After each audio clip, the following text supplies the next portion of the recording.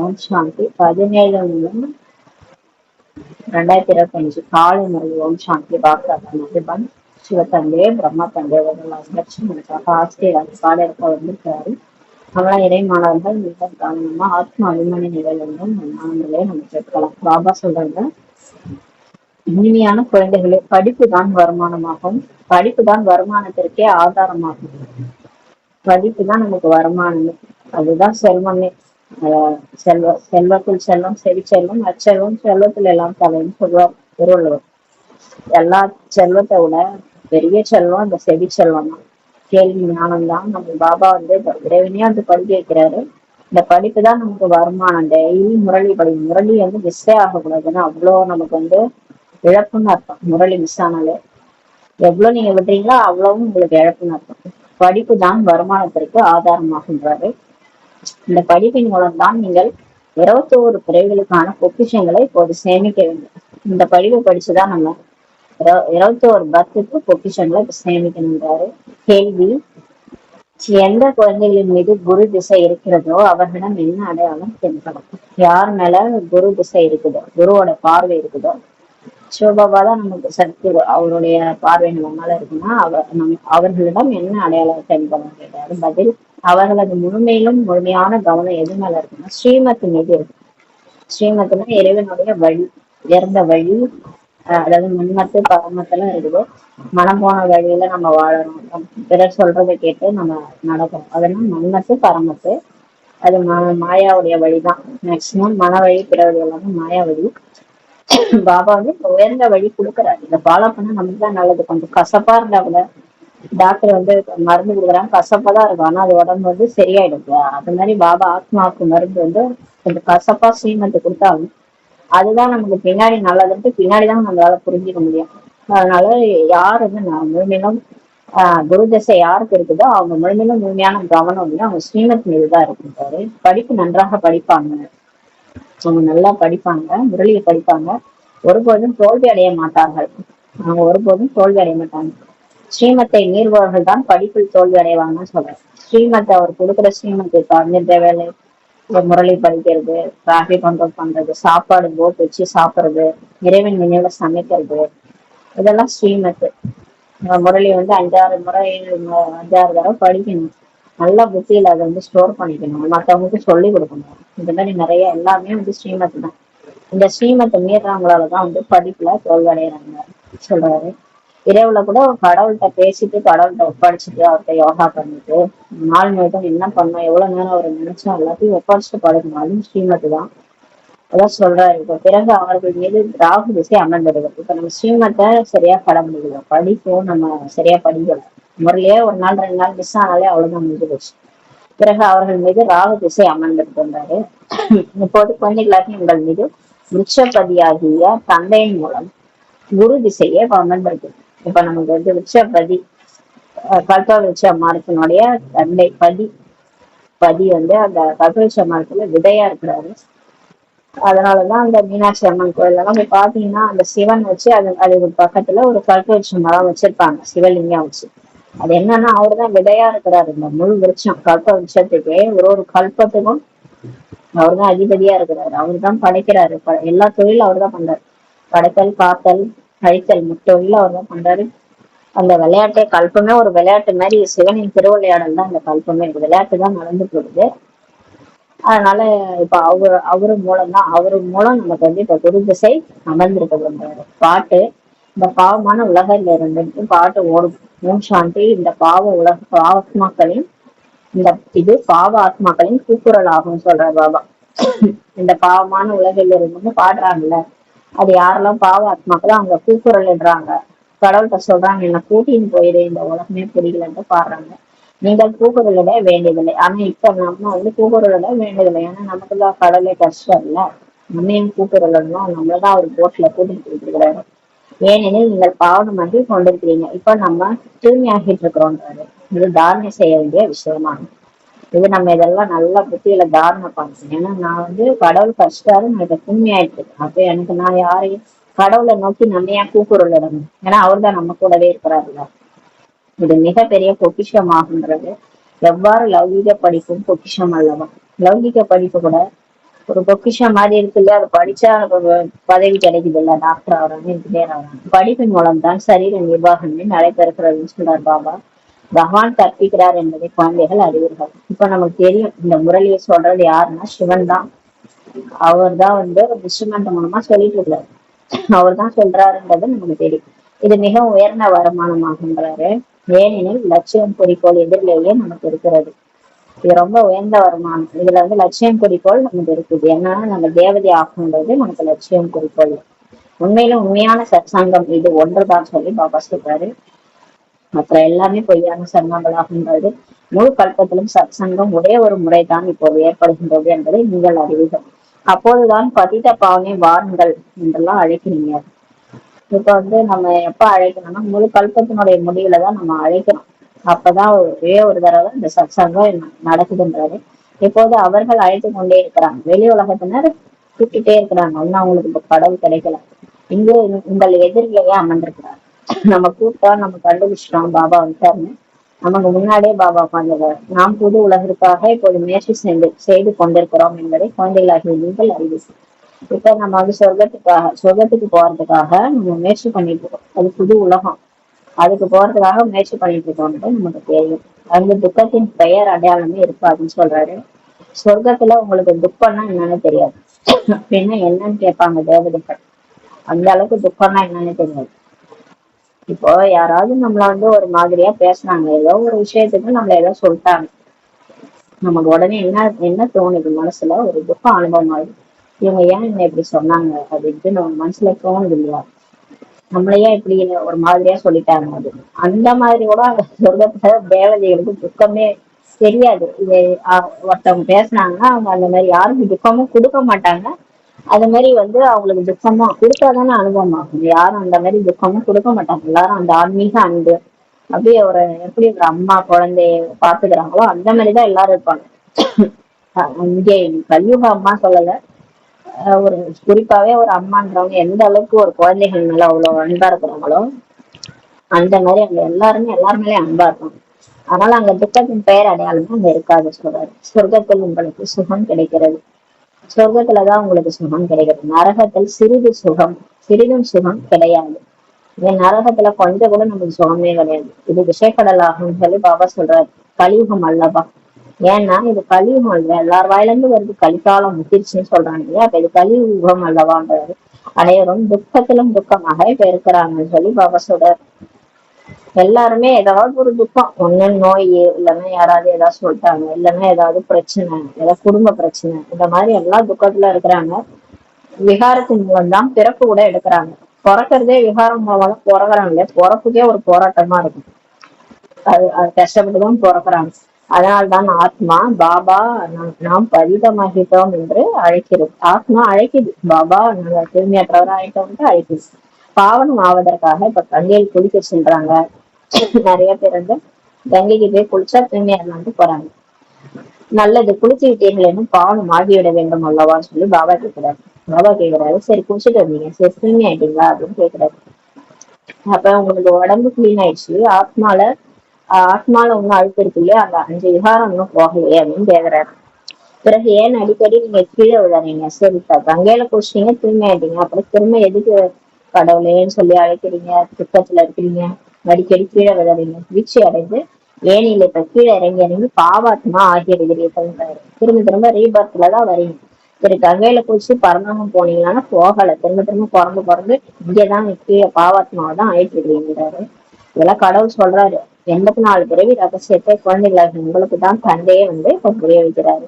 இப்ப நம்ம எப்படி மறுபிறவி எடுத்தோம், எத்தனை பிறவி எடுத்தோம், இதெல்லாம் நமக்கு தெரியாதாங்க. கடவுளே நமக்கு சொல்லி கொடுக்குறாரு.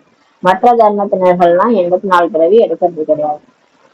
டோட்டலா 84 பர்த்ஸ் ஒரு கல்பத்துல ஒரு ஆத்மா எடுக்கும். ஆனா அந்த ஆத்மா முதல்ல சத்தியபத்திலே வந்தா அவங்க 84 பர்த்ஸ் எடுப்பாங்க. யார் அந்த துவாபர யுகத்துல இருந்து எல்லாம் வராங்க, அது பாதி கல்பம் போயிடுது, மீதி கல்பத்துல வராங்க, அவங்க அந்த 84 பர்த்ஸ் எடுக்க மாட்டாங்க, கம்மியா தான் எடுப்பாங்க. மற்ற தர்மம்லாம் 2500 வருஷம் பேச்சுதான் வராங்க. அப்ப அவங்க எல்லாம் அந்த எப்ப வராங்களோ அதுக்கு தகுந்த மாதிரி பர்த் தான் இருக்கும். எல்லாரும் அந்த 84 பிறவி எடுக்க மாட்டாங்க.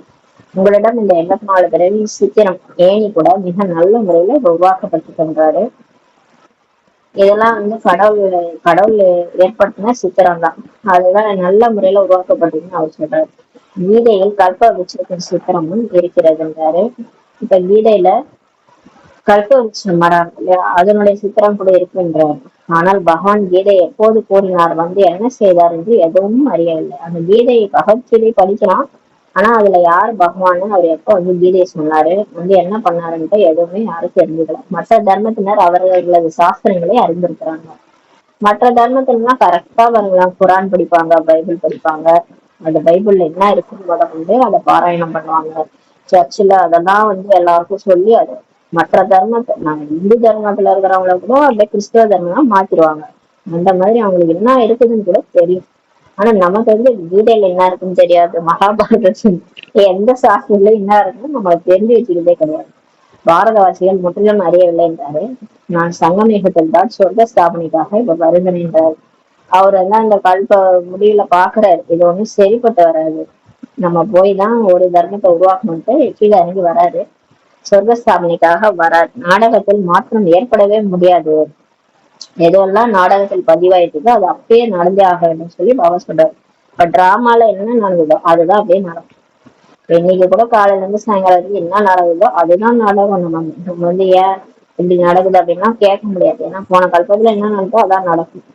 டிராமால பதிவாயிருந்தது அதான் நடக்கும்ன்றாரு, நடந்தே ஆகணும்ன்றாரு. நடந்து முடிந்த பின் மாறிவிடும் என்பதெல்லாம் கிடையாதுன்னு சொல்றாரு. குழந்தைகளாகி உங்களது புத்தியில் நாடகத்தின் சக்கரம் இப்ப முழுமையாக பதிவாக்கி இருக்கிறதுன்னு சொல்றாரு. இந்த 84 பிறவி சக்கரத்துல இருந்து நீங்க ஒருபோதும் விடுபட முடியாது. நீங்க 84 பிறவி எப்படி நச்சுதான் ஆகணும். எனக்கு பிடிக்கல, எனக்கு வாழ பிடிக்கல, எனக்கு என்ன எதுக்கு இந்த பிறவி அப்படிலாம் சொல்ல முடியாது. நம்மளதான் தேர்ந்தெடுத்து பாடம் எடுக்கிறாரு. நம்ம சொர்க்கத்துல வர்றவங்க முதல்ல வர்றவங்களா இருந்தா நம்ம தான் வந்து ஆகுங்கிறாரு. அதாவது இந்த உலகம் ஒருபோதும் அழிந்து விடாதுன்னு சொல்லி பாபா சொல்றாரு. திரும்ப திரும்ப ரீபர்த் பாபா சொல்றாரு. உலக சரித்திர பூகோளம் திரும்ப திரும்ப நடைபெற்று கொண்டே இருக்கும். இந்த 84 பிறவி சக்கரம் ஏனி மிகவும் அவசியமானதுன்றாரு. திருமூர்த்தி மற்றும் சக்கரம் முக்கிய சித்திரங்கள் ஆகும் சொல்றாரு. இந்த ஏணிப்படி சித்திரம் இருக்கு இல்லையா, அது ரொம்ப அவசியம், வச்சு புரிய வைக்கணும். திருமூர்த்தி சித்திரம் அப்புறம் சக்கரம் இது எல்லாமே முக்கியமான சித்திரங்கள் ஆகுங்கிறாரு. சக்கரத்தில் தெளிவாக இப்ப காண்பிக்கப்பட்டிருக்கிறது. இப்ப இந்த சிருஷ்டி சக்கரம் படம் இருக்கு இல்லையா, அதுல வந்து தெளிவா காட்டி இருக்கிறாங்க. அந்த படத்துல ஒவ்வொரு யுகமும் 1250 ஆண்டுகள், அதாவது சத்தியகம் 1250, திரேதாயுகம் 1250, துவாபரயுகம் 1250, கலியுகம் 1250, டோட்டலா கூட்டி பாருங்க 5000 வரும். அதான் சொல்றாரு. இது கண்ணி இல்லாத குருடர்களுக்கு ஒரு கண்ணாடியாக இது இருக்குதுன்றாரு. அந்த படமே ஒரு கண்ணாடி மாதிரி இருக்காது, பார்த்தா புரிஞ்சுக்கணும் நம்ம எந்த தர்மத்துல வரோம். இப்ப கிறிஸ்தவ தர்மம் பார்த்தாலே தெரியும் அது எந்த இடத்துல அவங்க வராங்க. துவாபர யுகத்துல இருந்து வராங்கன்னா அப்ப அவங்க எத்தனை வருஷம் அவங்க இருக்கிறாங்க, 5000 வருஷம் நாடக தேக்கத்துல அவங்க எத்தனை வருஷம் இருக்கிறாங்க, அவங்க எத்தனை பிறவிகள் எடுப்பாங்க, எல்லாமே அவங்களாலே கண்டுபிடிச்சிக்க முடியும். இப்ப நம்ம கண்டுபிடிச்சோம் இல்லையா, நம்ம முதல்ல இருந்தே வரோம்னு சொல்றாரு பாபா. அப்ப நம்ம 5000 வருஷமும் நடிக்கிறோம்னா அப்ப நம்ம 84 பிறவி எடுக்கிறோன்றது நமக்கு புரிஞ்சிச்சு. 84 பிறவிகளுக்கான கண்ணாடி ஆகும் சொல்றாரு. தந்தை குழந்தைகளாகி உங்களது திசைகளை பற்றி இப்ப வர்ணிக்கின்றார். பாபா வந்து நம்மளுடைய திசைகளை பற்றி இப்ப வர்ணிக்கிறார். தந்தை உங்களுக்கு எல்லையற்ற திசைகளை பற்றி கூறுகின்றார். இப்போது குழந்தைகளாகி உங்களிடம் அடிபற்ற குரு திசை அமர்ந்திருக்கிறது. அதாவது ஒரு திசையா சொல்றாரு. இப்ப நமக்கு குரு திசை இருக்குதான். இன்னைக்கு திசையை பத்தி சொல்றாரு. விதவிதமா ஞானத்தை சுற்றி புரிய வைப்பார்ல, இன்னைக்கு நமக்கு திசையை பத்தி சொல்றாரு. யாராருக்கெல்லாம் என்ன திசை நடக்குதுன்னு. பிறகு படிப்பும் நமக்கு ஆதாரமா இருக்குது. சிலர் மீது குரு திசை இருக்குதான். சிலர் மீது பாபா வந்து பார்வை இருக்கிறதுனால அவங்க படிப்பு நல்லா படிக்கிறாங்க. சிலருக்கு சுக்கிர திசை இருக்குது, அதிர்ஷ்டம் அடிக்குது, லக்கு அடிக்குது. சிலரிடத்தில் ராகு திசை அமர்ந்திருக்கிறதுன்றாரு. தோல்வி அடைந்து விட்டால் ராகு திசை என்றுதான் கூறுவாங்கன்னு சொல்றாரு. இப்ப நம்ம வந்து மாயாட்ட தோல்வி அடைஞ்சிட்டோம்னா நமக்கு ராகு திசை என்று சொல்றாரு. இங்கும் அவ்வாறு தான் இருக்கிறது. ஸ்ரீமத் வழி நீங்க நடக்கலன்னா உங்களுக்கு அழிவட்ட ராகு திசை அமர்ந்திடுகிறதுன்றார். புத்தியில ராகு வந்து உகாந்துக்குது.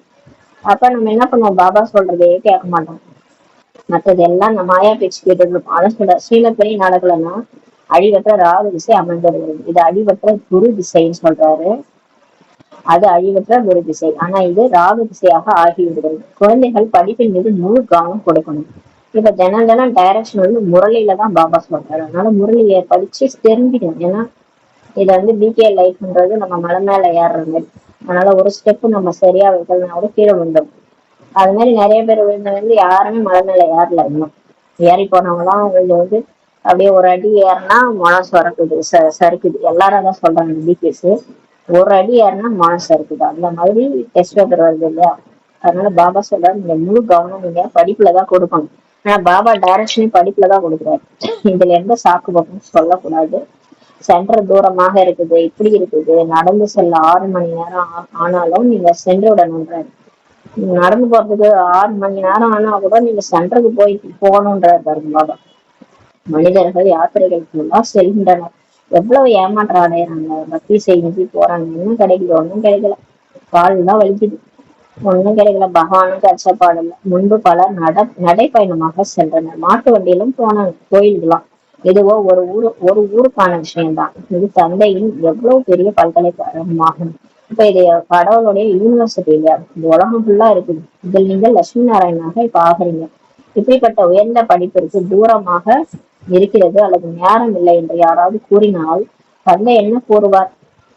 இது லட்சுமி நாராயண் ஆகிறதுக்கான படிப்பு. இந்த பெரிய படிப்புக்கு தூரமா இருக்குது, நேரம் இல்லைன்னு நீங்க சொன்னீங்கன்னா உங்க பாபா என்ன சொல்லுவாருன்னா, என்ன சொல்லுவாரு? இந்த குழந்தை தகுதி இல்லாததுன்னு சொல்லுவார். அப்ப லட்சுமி நாராயணாக தகுதி இல்லைன்னு சொல்வாராம். தந்தை உயர்ந்த நிலை ஏற்படுத்துவதற்காக இப்ப வருகின்றார். நம்மள உயர்ந்த நிலையில கொண்டு போய் உட்கார வைக்க, சொர்க்கத்துல கொண்டு போய் சிம்மாசனத்துல உட்கார வைக்கிறதுக்காக நம்ம வந்திருக்கிறாரு. இவர்கள் தன்னையே அழைத்துக் கொள்கின்றனர் சொல்லி பாபா நினைச்சுக்குவாங்க. ஸ்ரீமத் கூறுகிறது தூய்மை ஆகுங்கள். ஸ்ரீமத்துல பாபா என்ன சொல்றாரு? தூய்மை ஆகுங்க, தெய்வீக குணங்களை தாரணை செய்யுங்கள்ட்டு சொல்றாரு. ஒன்றாக இருந்தாலும் கனவு நினைவு ஒன்றாக இருந்தாலும் விகாரத்தில் செல்லக்கூடாது. இடையில் ஞானம் யோகம் என்ற அன்பு உங்களுக்கு இருக்கணும். 2 பேரும் ஞானம் இருக்கணும், யோகா பவர் இருக்கணும். அப்பதான் விகாரத்தை வெல்ல முடியும். நாம் தூய்மையான உலகிற்கு எஜமானர்களாக ஆக வேண்டும் சொல்லி பாபா சொல்றாரு. இப்போது பதித உலகிற்கு எஜமானர்களாக நீங்க இருக்கிறீர்கள் அல்லவா? இப்ப இந்த தூய்மையற்ற உலகத்துல நம்ம எஜமானரா இருக்கணுமா? நம்ம தூய்மையான உலகத்துக்கு எஜமானராகணும்னு சொல்றாரு. அந்த தேவதைகள் இரட்டை கிரீடதாரிகள் ஆவர். அரை கல்பத்திற்கு பிறகு ஒளி கிரீடம் மறைந்து இருக்கிறதுன்னு சொல்றாரு. அந்த தேவதைகள் இரட்டை கிரீடம், அதாவது ஒளி கிரீடம், ராஜ்ய கிரீடம். இப்ப சொர்க்கத்துல 2 கிரீடம் இருக்கும் லட்சுமி நாராயணுக்கு. ராஜ்ய கிரீடமும் இருக்கும், ஒளி கிரீடமும் இருக்கும். ஆனா அதுக்கப்புறம் அவங்க நடிச்சு 2500 வருஷம் கழிச்சு சாதாரணமா ஆயிடுறாங்க லட்சுமி நாராயணன். அந்த ஒளி கிரீடம் மறைஞ்சிருக்கு அவங்களுக்கு. ஏன்னா அவங்க விகாரத்துல போறதுனால ஒளி கிரீடம் தூய்மை இல்லாம ஆயிடுறாங்க. அப்புறம் சாதாரண வேற வேற உடல் அதே லட்சுமி நாராயண உடல்ல இருக்க மாட்டாங்க. அந்த ஆத்மா தான் வேற வேற உடல் எடுத்து சாதாரண ராஜாவா பிறந்து துவாபரயுகத்துல ராஜாவா ஒற்றை கிரீடம் உடையவங்களா மாறிடுறாங்க. இந்த நேரத்தில் ஒளி கிரீடம் யார் இடத்துலயும் கிடையாது. இந்த நேரத்துல யாருக்குமே தூய்மை கிடையாது. தூய்மை இருந்தாதான் ஒளி கிரீடம் வரும். அது சம்பூர்ண தூய்மையா இருந்தாதான் வரும். பிரம்மச்சரியம் மட்டும் கிடையாது, எண்ணம் சொல் செயல்ல தூய்மை இருக்கணும். உள்ள ஒண்ணு பேசுறது, வெளியே ஒண்ணு, சரி உள்ள ஒண்ணு நினைக்கிறது, வெளியே ஒண்ணு பேசுறது, இது கூட தூய்மை கிடையாது. பாபா சொன்னார்ல, நேற்று முரளியில் சொன்னார் தூய்மையா இருக்கணும்ட்டு. அந்த மாதிரி சம்பூர்ண தூய்மை இருந்தாதான் நமக்கு பின்னாடி ஒளி வட்டமே வரும். தர்ம சாபர்களிடத்தில் இருக்கலாம், ஏனெனில் அந்த தூய்மையான ஆத்மாக்கள் சரீரத்தில் பிரவேசிக்கிறது. தர்ம சாபர்கள்னா அந்த புத்தர், அப்புறம் அந்த கிறிஸ்து, இப்ராஹிம், இவங்கெல்லாம் தர்மத்தை ஸ்தாபனை பண்ணாங்க. அவங்களுக்கு பின்னாடி போட்டோல குருநானக் எல்லாம் கூட பாத்தீங்கன்னா அவங்க போட்டோல காட்டுவாங்க, முன்னாடி ஒரு ஒளி வட்டா இருக்கும். ஏன்னா தூய்மை கிரீடம். ஏனெனில் அந்த தூய்மையான ஆத்மாக்கள் சரீரத்துல பிரவேசிக்குது. இப்ப கிறிஸ்து மேல இருந்து இயேசு உடல்ல பிரவேசிக்குது. இயேசு கிறிஸ்துன்னு சொல்றாங்க. ஆனா அதுல 2 ஆத்மா இருக்கிறாங்க. இயேசு ஒரு ஆத்மா, இன்னொருத்தர் கிறிஸ்து. இயேசு உடல்ல கிறிஸ்து ஆத்மா பிரவேசிக்கிறார். கிறிஸ்து அப்பதான் அந்த உடலை எடுக்கிறாரு. அதனால அவர் தூய்மையா வர்றதுனால அவங்களுக்கு அந்த தலையில அந்த தூய்மை கிரீடம் இருக்குதுன்றாரு. இதே பாரதத்தில் தான் இரட்டை கிரீடம் உடையவர்களும் இருந்தாங்க. இதே பாரதம் ஒரு காலத்துல சுத்தமா இருந்தது. அந்த இரட்டை கிரீடம் உள்ள லட்சுமி நாராயணன் இருந்தாங்க. ஒரு கிரீடம் உடையவர்களும் இங்கதான் இருந்தாங்க. இந்த ராஜாக்கள் எல்லாம் வாழ்ந்தாங்கல்ல துவாபர யுகத்துல, அவங்களும் இதே பாரத பூமியில தான் இருந்தாங்க. அவங்க நல்லாவே தெரியும். ராஜராஜ சோழன், உங்க கதையெல்லாம் நம்ம சினிமாவெல்லாம் பார்த்துருக்கோம் இல்லையா? அதெல்லாம் வேற யாரும் கிடையாது, நம்ம டிகேஷ் தான். அவங்களேதான் பிறந்து நாட்டெல்லாம் ஆண்டு இருப்பாங்க. அவங்க ஒற்றை கிரீடம் உடையவங்க. அவங்களும் இங்கதான் வாழ்ந்துட்டு போனாங்க. இதுவரையும் கூட ஒற்றை கிரீடம் உடையவர்கள், இரட்டை கிரீடம் உடையவர்கள் முன்னாடிதான் தலை வணங்குறாங்கன்னு சொல்றாரு. இப்ப கூட யாரெல்லாம் ராஜாவோ அங்க போய் கோயில்ல லட்சுமி நாராயணன் முன்னாடிதான் தலை வணங்குறாங்க. ஏன்னா அங்க ரெட்டை கீடம் உடையவங்க, தூய்மையா இருக்கிறவங்க முன்னாடிதான் எல்லாரும் தலை வணங்குவாங்கன்னு சொல்றாரு. ஏனெனில் அவர்கள் தூய்மையான மகாராஜா மகாராணி ஆவாங்கன்னு சொல்றாரு. மகாராஜா என்றாலே ராஜாக்களை விட உயர்ந்தவர்கள் ஆவார் சொல்லி பாபா சொல்றாரு. மகாராஜா யாருன்னா ராஜாவை விட உயர்ந்தவர்கள். மகாராஜா மகாராணினா ராஜாவுக்கெல்லாம் உயர்ந்தவர்கள் மகாராஜான்னு சொல்றாரு. அவர்களிடத்தில் அதிகமான நிலங்களும் இருந்தன. மகாராஜாக்கள் நிறைய நிலங்களும் இருந்தன. சபைகளிலும் மகாராஜாக்கள் முன் வரிசையிலும் ராஜாக்கள் பின் வரிசையிலும் வரிசைகிரமமாக அமர்வாங்களாம். பாருங்க, சபை இருக்குல்ல, அந்த சபையில மகாராஜா முன் வரிசையில உட்காருவாங்களாம், ராஜாக்கள் பின் வரிசையில வரிசைகிரமமாக அமர்வாங்களாம். நியமபூர்வமாக அவர்களது அரசு சபை கூடும் சொல்றாரு. இது சொர்க்கத்துல சொல்றாரா என்னன்னு தெரியல. சொர்க்கம் நியமபூர்வமாக தான் உங்களுடைய அரசு சபை கூடுன்றாரு. இதுவும் ஈஸ்வரிய சபையாகும். இப்ப நம்மளே இங்க நம்ம ஈஸ்வரிய சபைன்றாரு, இது இந்திர சபை என்று பாடப்படுகிறது. ஏன்னா இங்க சிவனே வராரு, அவரு மேல இருந்து வர்றாரு, தூய்மையானவர் அவரு. அவர் இந்திரன், அந்த இந்திர சபையில் இதை பாடப்படுகிறது. நீங்கள் ஞானத்தின் மூலம் பரிஸ்தாக்களாக இப்ப ஆகிறீங்க. இந்த ஞானத்தை கேட்டு கேட்டு நீங்க எப்படி ஆகிறீங்கன்னா பரிஸ்தாக்களாக ஆகிறீங்க. மிக அழகாக இருப்பவர்கள் தேவதைகள் என்று கூறப்படுவார் அல்லவா. சொல்லுவாங்க பாட்டு எல்லாம் கூட, தேவதை போல ஒரு பெண் இங்கு வந்ததுன்னா பாடுவாங்க. அப்ப அழகா இருக்கிறவங்க தேவதைன்னு சொல்லி பாடுறாங்க. ராதே கிருஷ்ணர் இயற்கையான அழகுடன் இருப்பாங்க. அங்க ராதே கிருஷ்ணர் எப்படி இருப்பாங்க சொர்க்கத்துல, மேக்கப் எல்லாம் போட மாட்டாங்க, இயல்பாவே அவங்க அழகா இருப்பாங்க, இயற்கையான அழகோட இருப்பாங்க. அதனால்தான் அழகானவர்கள் என்று கூறப்படுகின்றனர் சொல்றாரு. பிறகு எப்போது காமசிதையில் அமர்கிறார்களோ அப்போது விதவிதமான பெயர்களில் கருப்பாக ஆகிறாங்க. சொர்க்கத்துல அழகானவர்களா இருந்தவங்க மறுபிறவி எடுத்து வேற வேற உடம்பு எடுக்கிறாங்க. வேற வேற உடம்பு துவாபரை எடுக்கலாம். அவங்க தெரியாது அவங்கதான் லட்சுமி நாராயணன், அவங்களுக்கு தெரியாது. அவங்க வேற வேற உடம்பு எடுக்கிறாங்க. உடம்புல ஆத்மா மட்டும் போயிட்டு புகுந்து வேற வேற நடிக்குது. அப்ப வேற வேற 84 வேற வேற மகம், வேற வேற உடம்பு எடுக்கிறாங்க. அதுல அவங்களுக்கு தெரியுமா நான் தான் தோல்மையா இருந்தேன், ரெட்டை வீடவங்களோட இருந்தேன் அப்படின்றது அவங்களுக்கு தெரியாதனால அவங்க அந்த 5 விகாட்டுல போய் மாட்டிக்கிறாங்க. மாட்டிக்கிறதுனால அவங்க கருப்பாயிட்டாங்கன்னு சொல்றாரு பாபா. இந்த விஷயங்கள் எந்த சாஸ்திரங்களும் கிடையாதுன்றாரு. இந்த மாதிரி விஷயங்கள் எந்த சாஸ்திரங்கள் போய் படிச்சாலும் அதுல கிடையாதுன்றாரு. இதை மட்டும் மறந்துட்டாங்க போல வேதி வைக்கிறது. வேதி வச்சிருந்தாங்கன்னா கண்டுபிடிச்சிருப்பாங்க லட்சுமி நாராயணன் இங்கதான் எங்கேயோ இருக்கிறாங்கன்ட்டு. கண்டுபிடிக்கல. அதனாலதான் ஞானம், பக்தி மற்றும் வைராக்கியம் 3 விஷயங்கள் இப்ப உள்ளன. இப்ப உங்களுக்கு ஞானம் வரணும், அப்புறம் பக்தி முடியணும், பக்தி மேல உங்களுக்கு வைராக்கியம் வரணும், ஞானம் இருக்கணும். இந்த 3 விஷயங்கள் தான் இருக்கின்றது. ஞானமும் உயர்ந்தது ஆகும். இப்போது நீங்கள் ஞானத்தை பிராப்தியாக அடைந்து கொண்டிருக்கிறீர்கள். உங்களுக்கு பக்தியின் மீது இப்போது வைராக்கியம் ஏற்பட்டிருக்கிறது. முதல்ல ஞானத்தினுடைய பலன் கிடைக்குது சத்தியகம் தேதாயகத்துல. அப்புறம் அந்த பிராப்தி முடிஞ்சிட்டு அதுக்கப்புறம் நம்ம பக்தி பண்ண ஆரம்பிக்கிற கடவுளை தேடணும். அப்புறம் பக்தியே பிடிக்காம போயிடுது. ஏன்னா என்ன ஒண்ணுமே கிடைக்க மாட்டேங்குது. உரிக்க அந்த ஏதோ வெங்காயம் மாதிரி ஒண்ணுமே இல்லாம போயிடுது பக்தியில. கண்ணுல தண்ணி தான் வருது, மற்றபடி ஒன்னும் கிடைக்கல பக்தியில. அதனால பாபா பக்தியின் மேல வைராக்கியம் உங்களுக்கு ஏற்படுதுன்றாரு. வைராக்கியம் ஏற்பட்டு இப்ப ஞானம் நமக்கு கிடைக்குது. ஆத்ம உணர்வு கொண்டு வராது. அப்பதான் கடவுளே நமக்கு கிடைச்சிட்டாரு. பக்தி முடியும் போது ஞானம் நமக்கு கிடைச்சிருக்கு. இந்த முழு தம பிரதான உலகம் இப்போது அழிந்து போக இருக்கிறதுன்னு சொல்றாரு. இதன் மீது வைராக்கியமே ஏற்படுகிறது. இப்ப இந்த உலகமே முடிய போகுதுன்றாரு. இதன் மீது உங்களுக்கு வைராக்கியம் ஏற்படுது. எப்போது புது கட்டடம் கட்டப்படுகிறதோ அப்போது பழையதன் மீது வைராக்கியம் ஏற்படும் அல்லவா. நம்ம புதுசா வீடு கட்டுறோம்னா பழசு நிலைய புத்தி போகும். அதை எங்க இடிச்சு தள்ளுங்கன்னு சொல்லுவோம். ஃபர்ஸ்ட் இடிச்சு தள்ளிட்டுதான் நம்ம ஊடே கட்டுவோம்.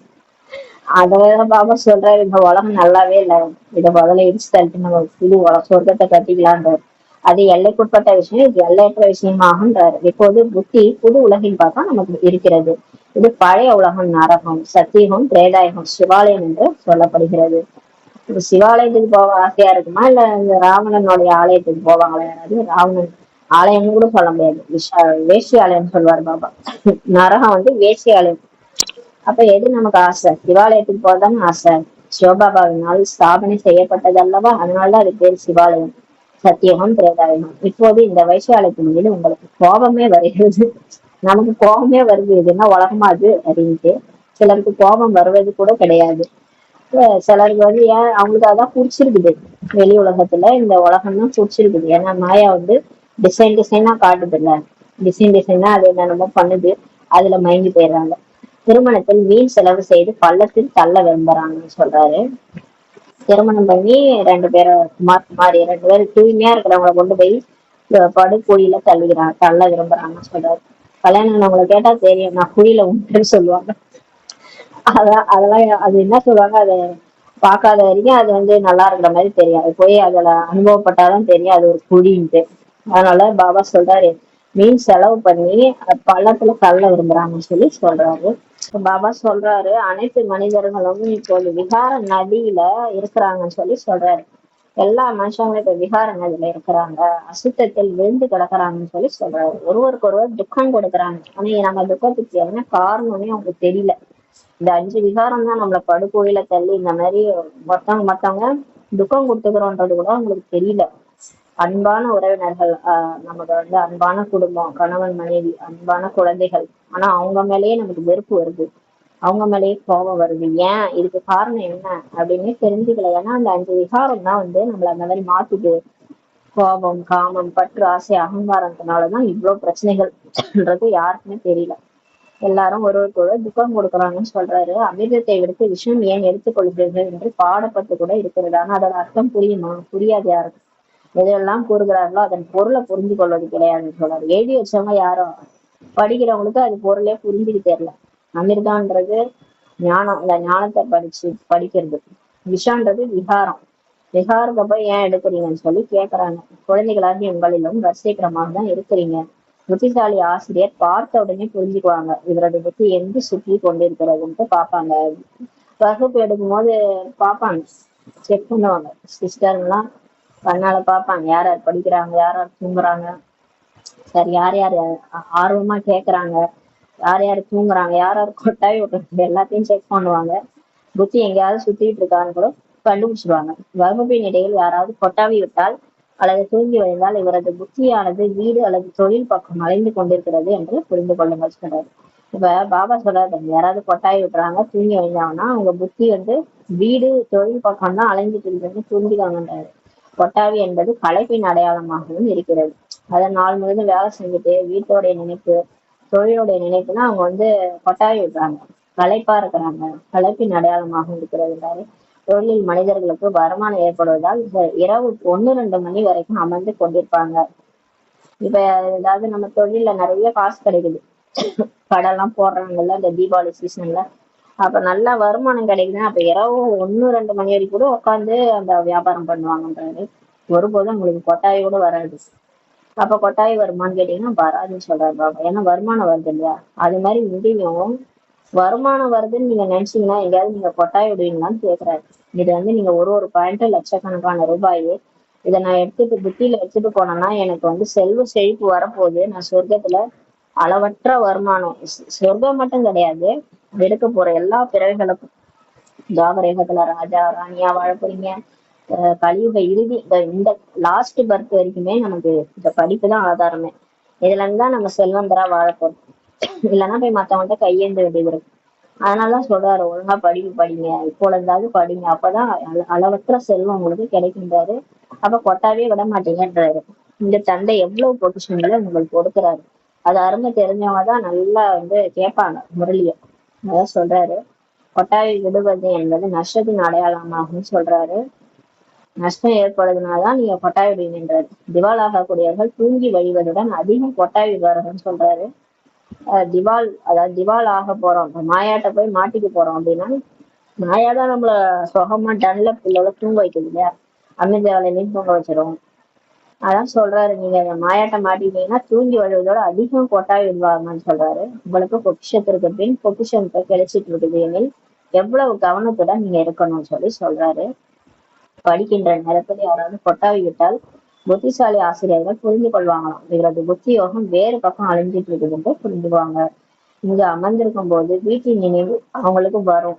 ஏன் கொட்டாய் விடுறாங்கன்னா வீட்டோட நினைவு, குழந்தைகள் நினைவு எல்லாம் வரும்ன்றாரு.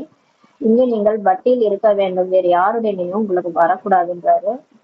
மதுபன்ல சொல்றாரு, மதுபன் போயிட்டு நம்ம போறது 7 நாள் பட்டி, அங்க போய் யாரையும் நினைக்க கூடாது, பாபா நினைச்சு பாவத்தை அழிக்கணும். சிலர் 6 நாட்கள் பட்டியல் இருக்கிறாங்க என்றால் வைத்துக் கொள்ளுங்கள், கடைசி நேரத்தில் மற்றொரு நினைவு உங்களுக்கு வந்துருச்சுன்னா தோல்வி என்றுதான் கூற முடியும் சொல்ற.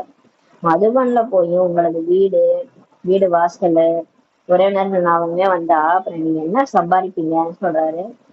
அப்ப பாபாட்ட போய் பாபா நினைவு முரளி கிளாஸ் அப்படின்னும் போது அவ்வளவு சம்பாத்தியம் நமக்கு ஏற்படுது புத்தியில. பாபா நினைவு பாவம் அழியுது, ஆரோக்கியமா மாறும். மற்றும் இந்த ஞானத்தை கேட்கும் போது அது யார் கிளாஸ் எடுத்தாலும் சரி அவங்க மூலமா பாபா எடுக்கிறாரு இல்லையா, அதை போய் நம்ம கிளாஸை கவனிக்கும் போது நமக்கு ஏகப்பட்ட செல்வம் சேருது. அதை புத்தியில எடுத்துக்கணும். அப்ப நமக்கு செல்வம் சேருது. இதெல்லாம் உங்களுக்கு நினைவுல இருக்கணும்ன்ற. இப்ப நீங்க ஒவ்வொரு நாள்ல கடைசியில ஒரு நாள்ல உங்களுக்கு மத்தவங்க நினைவு வந்தாலே தோல்விதான் என்று கூற முடியும்னு சொல்லி பாபா சொல்றாரு. எல்லாம் ரொம்ப ஆழமா சிந்திக்கணும். பிறகு மீண்டும் 7 நாட்கள் ஆரம்பிக்க வேண்டும்ன்றார். இந்த மாதிரி நீங்க 7 நாள் ஒழுங்கா அரைகுறையா இருக்கீங்கன்னா திரும்ப உங்களுக்கு 7 நாள் பட்டி வைக்கணும்ன்றாரு. 7 நாட்கள் பட்டியில் இருக்கும்போது அனைத்து நோய்களும் உங்களுக்கு நீங்கிரும்ன்றாரு. நீங்க 7 நாள் போய் மதுபன்ல பட்டியில உட்கார்ந்தீங்கன்னா உங்களுக்கு பிடிச்ச எல்லா நோயும் போயிடும்ன்றாரு. ஆத்மாவுக்கு பிடிச்ச எல்லா நோயும், காமம், கோபம், பற்று, ஆசை, அகங்காரம் உங்களை விட்டு போயிடும்ன்றாரு. ஆனா நீங்க எந்த நினைவும் இல்லாம மாயாவுடைய எந்த ஒரு தாக்குதலையும் விடுபட்டு நீங்க இருக்கும்போது உங்களுடைய எல்லா நோய்களும் நீங்கிரும்ன்றாரு. நீங்கள் அரை கல்பத்திற்கு மகான் நோயாளியாக இப்ப இருக்கிறீங்கன்றாரு. நம்ம எல்லாரும் எப்படி தெரியுமா இருக்கிறோம்? பேஷண்ட் மாதிரி இருக்கிறோம்ன்றாரு பாபா. 2500 வருஷம் மகான் பேஷண்ட்ன்ற. என்ன பேஷண்ட்? அத உடம்ப சொல்லல அவருங்க, ஆத்மா பேஷண்டா இருக்குன்றாரு. ஆத்மா எது கேட்டாலும் கவலைப்படுறது, எது கேட்டாலும் அழறது, கோப வசப்படுறது, இந்த மாதிரி அந்த 5 விகாரத்துல போகிறது ஆத்மா ரொம்ப வீக்கா இருக்கு, மகான் நோயாளியா இருக்கிறீங்கன்னு சொல்லி நம்மள சொல்றாரு பாபா. அமர்ந்திருக்கும் பொழுதே அகால மரணம் ஏற்பட்டு விடுகிறது. நிறைய பேர் உட்கார்ந்து இருக்கும் போதே மரணம் ஏற்படுது. சத்தியகத்தில் ஒருபோதும் இவ்வாறு ஏற்படாதுன்றாரு. சொர்க்கத்துல இந்த மாதிரி எல்லாம் உட்காந்துட்டே செத்து போயிட்டாங்க, ஹார்ட் அட்டாக் வந்துச்சு, இப்பெல்லாம் கிடையாது. இங்க ஏதாவது வியாதிகள் அவசியம் இப்ப ஏற்பட்டு கொண்டேதான் இருக்கிறது. இறக்கும் நேரத்தில் வியாதினால கதறாங்கன்னு சொல்றாரு. ஒண்ணும் இல்ல, எக்ஸசைஸ் பண்ணாங்க, எக்ஸசைஸ் பண்ணிட்டே செத்து போயிடுறாங்க. ஏன்னா அவங்க அவங்க உடம்ப மீறி வெயிட்ட தூக்குறாங்க, அதுவே கழுத்து எலும்பு உடஞ்சு ஒருத்தவங்க இறந்துட்டாங்க. அதே மாதிரி ஒருத்தவங்க டயட் ஃபாலோ பண்றது போயிட்டு சாப்பாடை குறைச்சு அதுல போய் இறந்து போயிட்டாங்க. இந்த மாதிரி யார் எப்படி இறக்குறாங்கன்னு தெரிய மாட்டேங்குது.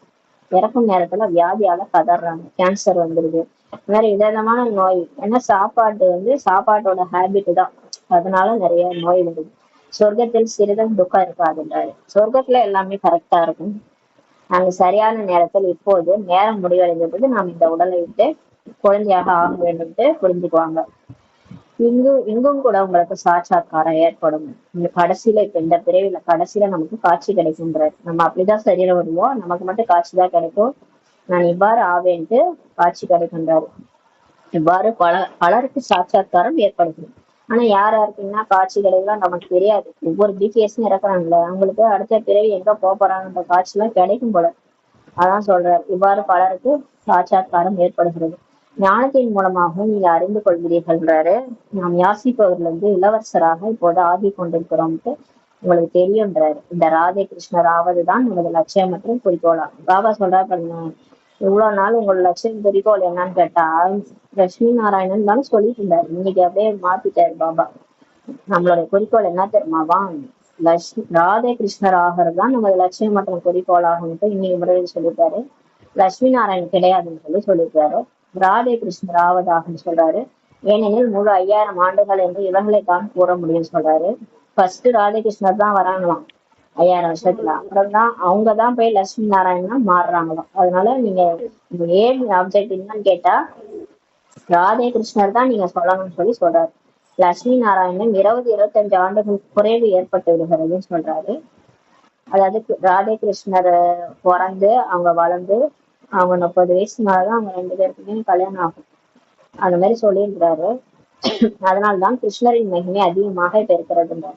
அதனால்தான் கிருஷ்ணரை அதிகமா புகழ் பாடப்படுது. அந்த அளவுக்கு நாராயணன் கூட இல்ல, கிருஷ்ணரை தான் எல்லாரும் புகழ் பாடுறாங்க. ராதே கிருஷ்ணர் தான் லட்சுமி நாராயணன் ஆகிறாங்க என்பது ஆனா யாருக்கும் தெரியாதுன்றது இப்போது கொஞ்சம் நீங்கள் அறிந்து கொண்டே செல்கிறீர்கள். இது படிப்பாகின்றாரு. இப்ப நமக்குதான் இது தெரியுது. நம்ம இந்த படிப்பை படிச்சு நம்ம முழுமை அடைஞ்சு சம்பூர்ணம் அடைஞ்சு போயிட்டு அங்க சொர்க்கத்துல முதல் பிறவி ராதே கிருஷ்ணர் தான் ஆகிறாங்க. அதுக்கப்புறம் அந்த ராதே கிருஷ்ணர் தான் அவங்க ஒரு குறிப்பிட்ட வயசுல கல்யாணம் நடக்குது. அந்த கல்யாணம் ஆன பிறகு லட்சுமி நாராயணா மாறுறாங்கன்றது நமக்கு தெரிஞ்சு வச்சுக்கணும். ஒவ்வொரு ஊரிலும் சென்டர் இப்ப திறந்து கொண்டே செல்கிறது. இது உங்களுடைய பல்கலைக்கழகம் மற்றும் மருத்துவமனையாகும் சொல்லி பாபா சொல்றாரு. இந்த சென்டர் இருக்கு இல்லையா, இது வந்து நமக்கு பல்கலைக்கழகம் யூனிவர்சிட்டி மாதிரியும் ஹாஸ்பிட்டல் மாதிரி இருக்கு. ஏன்னா இங்க வந்து படிக்கிறவங்களுக்கு அறிவும் கிடைக்குது, ஞானமும் கிடைக்குது, கல்வியும் கத்துக்கிறாங்க. அதே சமயம் மருத்துவமனையாகவும் அது ஹாஸ்பிட்டலாகவும் இருக்குதுன்றாரு. அங்க வந்து நோய் நமக்கு போயிடுது இல்லையா, அந்த ஆத்மால பிடிச்ச நோய் போயிடுது, உடம்பும் ஆரோக்கியமாயிடுது. அதனால மருத்துவமனையாகுன்றாரு. இதற்கு 3 அடி இருந்தால் போதுமானதுன்னு சொல்றாரு. 3 அடி நல்லா இருந்தாலே போதும், நீங்க இதை ஆரம்பிக்க முடியும். ஆச்சரியம் அல்லவான்றாரு. யாருக்கு அதிர்ஷ்டம் இருக்கிறதோ அவர்கள் தங்களது அறையிலும் கூட சத்சங்கம் திறந்துடுவாங்கன்றாரு. யாருக்கு லக் இருக்குதோ அவங்க வீட்டுல ஒரு ஒரு ரூம்ல கூட அவங்க வந்து சத்சங்கம் திறந்துருவாங்கன்றாரு. யார் அதிக செல்வம் உடையவர்களாக இருக்கிறார்களோ அவர்களது செல்வம் அனைத்தும் மண்ணோட மண்ணாக ஆகிவிடும் சொல்லி பாபா புரிவிக்கிறாரு. இங்க யார் வந்து அதிக செல்வம் உடையவர்களா இப்ப இருக்கிறாங்க இல்லையா, இப்ப செல்வந்தர்கள் எல்லாம் இப்ப இருக்கிறாங்கல்ல, காரு பங்களான்னு வாழ்ந்துட்டு இருக்கிறாங்கள, அவங்க எல்லாம் அவங்களுடைய செல்வம்னா மண்ணோட மண்ணாக ஆகினும்ட்டு பாபா சொல்றாரு. நீங்கள் எதிர்கால 21 பிரிவுகளுக்காக இப்ப தந்தையிடமிருந்து ஆஸ்தி அடைஞ்சிட்டு இருக்கிறீங்கன்னு சொல்றாரு. தந்தை சுயம் இப்ப கூறுகின்றார், நீங்கள் இந்த பழைய உலகை பார்த்தாலும் புத்தியின் தொடர்பை அங்கு பாபாவிடம் செலுத்துகின்றார். பழைய உலகத்தை பார்த்தாலும் பார்க்காம இருங்க, உங்க புத்தி வந்து பாபா பக்கம் தான் இருக்கணும். காரியங்கள் செஞ்சாலும் நீங்க பயிற்சி செய்யுங்கன்றார் பாபா. இப்ப நம்ம வேலை செஞ்சுக்கிட்டே பாபா நினைவுல புத்தி மூலமா பாபா நினைக்கணும், பாபா நினைச்சுட்டே வேலை செய்யணும். அந்த மாதிரி பயிற்சி பண்ணுங்க. ஒவ்வொரு விஷயத்தையும் பார்க்க வேண்டியது அல்லவா. நீங்கள் இப்போது பயிற்சி செய்து கொண்டிருக்கிறீர்கள். சதா தூய காரியங்களை மட்டுமே நீங்க செய்யுங்க, அசுத்த காரியங்கள் எதுவும் செய்யாதீர்கள் என்று தந்தை இப்ப நமக்கு புரிய வைக்கிறார். ஏதாவது நோய் ஏற்பட்டால் சர்ஜன் அமர்ந்திருக்கிறார் இல்லையா, அவரிடத்தில் வழி கேளுங்கன்றார். இப்ப நமக்கு ஏதாவது பிரச்சனை, ஏதாவது நோய்னா நம்ம பாபாட்ட வழி கேட்கணும். அவர் சர்ஜனா இருக்கிறார், வழி சொல்லுவாரு. ஒவ்வொருவரின் வியாதியும் தனிப்பட்டது இல்லையா, அவங்களுக்குன்னு ஒரு பிரச்சனை, அவங்களுக்குன்னு ஒரு வியாதி. அதை எப்படி போய் சொல்றது, யார்கிட்ட சொல்றதுன்னு கூச்சப்படாம பாபா கிட்ட சொல்லணும். சர்ஜன் கிட்டதான் சொல்லணும். அப்பதான் நல்ல வழி கிடைக்கும். டாக்டர்கிட்ட போயிட்டு நம்ம வந்து நம்ம பிரச்சனை என்னவோ, உடல்ல இருக்கிற பிரச்சனை என்னவோ அதை கூச்சப்படாம சொல்லணும். அப்பதான் வியாதிக்கு மருந்து கொடுப்பாரு.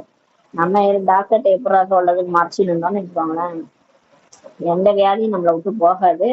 கடைசி வரைக்கும் அந்த வியாதியோட நம்ம போராடிக்கிட்டே இருக்கணும். அது மாதிரி இங்கேயும் பாபா வந்து நமக்கு சர்ஜனா டாக்டரா கிடைச்சிருக்கிறார். நீங்க பொய் சொல்லாம மறைக்காம உண்மையை சொல்லுங்க பாபா கிட்ட. தினமும் லெட்டர் எடுங்க, எனக்கு இதெல்லாம் பிரச்சனை, நான் அழறேன், சின்ன விஷயத்துக்கு தான் அழறேன், இல்ல பெரிய விஷயத்துக்கு அழறேன், எனக்கு எல்லாத்தையும் பார்த்தா எனக்கு பயம் வருது, எனக்கு கவலை வருது, எனக்கு இதெல்லாம் பிரச்சனை பாபா. பழைய விஷயங்கள்லாம் என் மனசை விட்டு போக மாட்டேது, சிலதெல்லாம் மனசுல உட்காந்து இருக்குது. இதெல்லாம் நீங்க வந்து சொல்லுங்க, அப்பதான் வழி கிடைக்குன்ற. நிறைய விஷயங்கள் சில ஆத்மாக்கள்கிட்ட மட்டும் எனக்கு மோதல் ஏற்படுது, ஏன்னே தெரியல, எனக்கு திட்டிகிட்டே இருக்கிறாங்க, இதெல்லாத்தையும் சொல்லுங்க. சொன்னாதான் அவரும் வழிகாட்டுவார் இல்லையா. அதான் சொல்றாரு, இந்த சூழ்நிலையில் என்ன செய்ய வேண்டும் என்று கேளுங்கள்.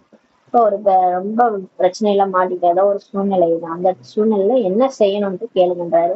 எந்த விகாரமும் ஏற்பட்டு விடக்கூடாது என்பதில் இப்ப கவனம் செலுத்தணுன்றாரு. இப்ப நம்ம மூலமா எந்த பாவக்காரமும் நடந்துடக்கூடாது. நம்மளால ஒரு ஆத்மா துக்கப்பட்டாங்கன்னா அது பெரிய பாவமாயிடும் இல்லையா. அது இந்த நேரத்துல நம்ம வீக்கே ஆயிட்டு அதை செய்யும் போது அது 100 மடங்கு தண்டனைக்கு உள்ளாயிடும். நம்ம பேசுற ஒரு வார்த்தை கூட அடுத்தவங்களுக்கு துக்கம் ஏற்படுற மாதிரி ஆயிடக்கூடாது. இல்ல மனசால கூட இவன் நல்லா இருக்கக்கூடாது அப்படிலாம் கூட நினைக்க கூடாதுன்னு சொல்றாரு.